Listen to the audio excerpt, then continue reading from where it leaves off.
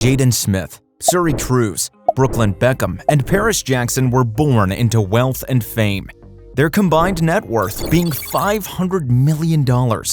All of her Kardashian siblings were famous before people even knew her name. But Kylie Jenner skyrocketed her net worth to a tune of $700 million in a span of 8 years, surpassing celebrity kids, most of her siblings, and several well-funded cosmetics companies. Yes, she has had advantages over the average company which doesn't have her reach. But how did she outperform most of her peers and by a large margin? I looked into some of the things she did from a consumer economics perspective as to how she nurtured the attention she got to build a billion-dollar company. And here's how her story goes. Iterations. Nothing is handed to you on a silver platter when it comes to wealth creation. I mean, nothing. Steven Spielberg and Britney Spears tried starting restaurants and failed. Nikki Hilton's hotel chain Nikio Hotels went into the crapper. Natalie Portman's vegan-friendly footwear company failed. Kylie faced the same thing. Her early modeling days didn't take off. The clothing line she came up with didn't work either. She even tried marketing products, from phone covers to sexy lingerie. She knew that there's cutthroat competition, but there would be some strain of a consumer product brand that would resonate with people. And she would never have predicted what that would be until she kept testing out different products with her customers. The insecurity market. Every teenager has insecurities. Kylie was insecure about her lips. In an episode of Life of Kylie in 2017, she said, "Until I had one of my first kisses and a guy said to me, 'Oh my God, you're such a good kisser, we have such small lips.'" It was an insecurity that Kylie took to heart, and she began to outline her lips to make them look larger. This is when I think she had a germ of an idea. She possibly hypothesized that other girls could also be facing a similar issue, and a product catered to this insecurity would be something many girls would resonate with. Instead of sulking about what she went through, she focused on how she would turn this experience into a problem statement for her product. She launched Kylie Lip Kits in 2015, a product that helped lips look more plump, addressing the insecurity young women faced. A lip cosmetic surgery costs thousands of dollars. Kylie's lip kits, on the other hand, an easy fix would cost less than $30.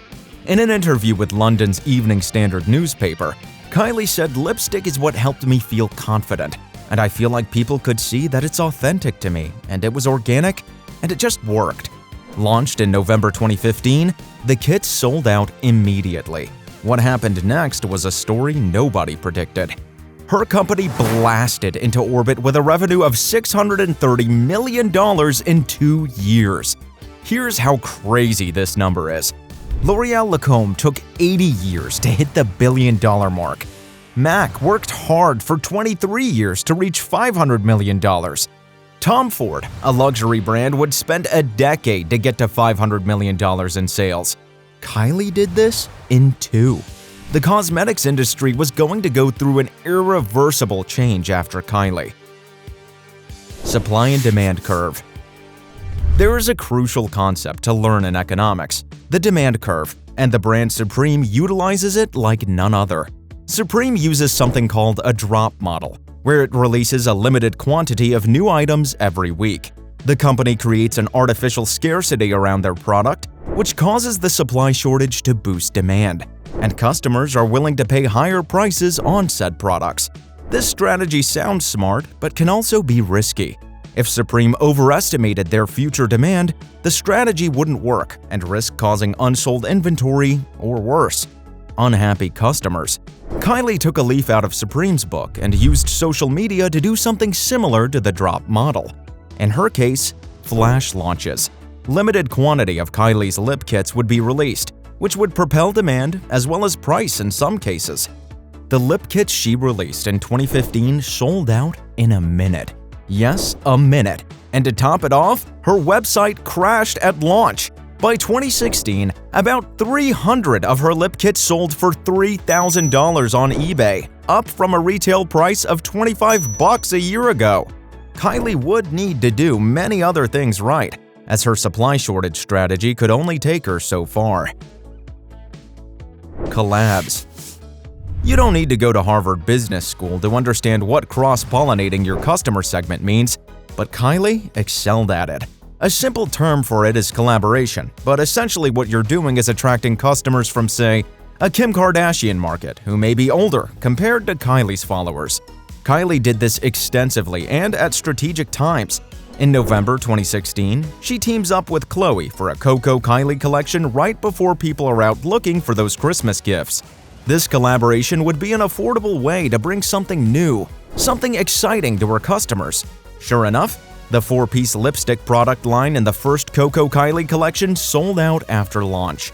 Rinse and repeat works quite well, as Jenner restocked the collection and would go on to collaborate 2 more times.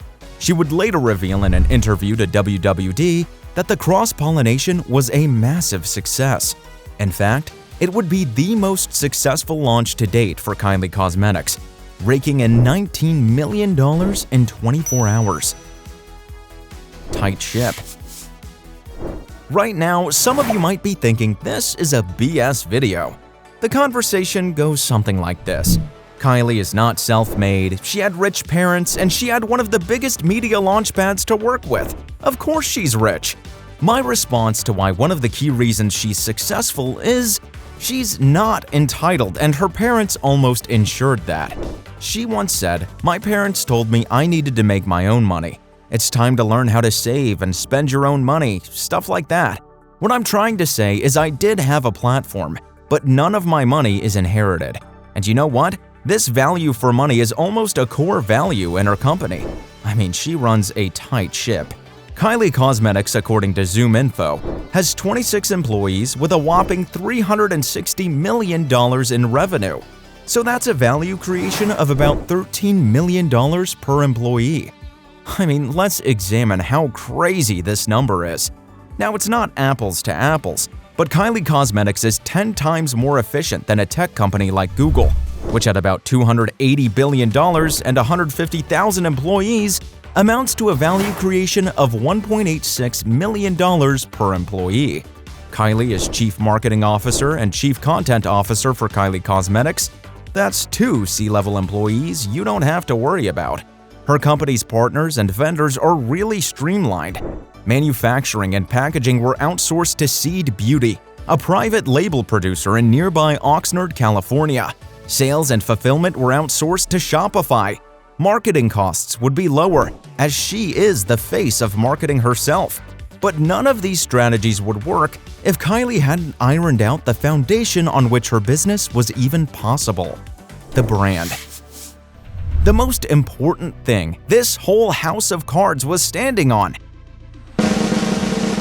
Yeah, you guessed it, Kylie's personal brand. So why though? Why is her personal brand so darn important? Put yourself in the shoes of her demographic. You're a young woman. I know it's hard to imagine if you aren't one. But work with me for a second. Millions, heck, billions are on the line.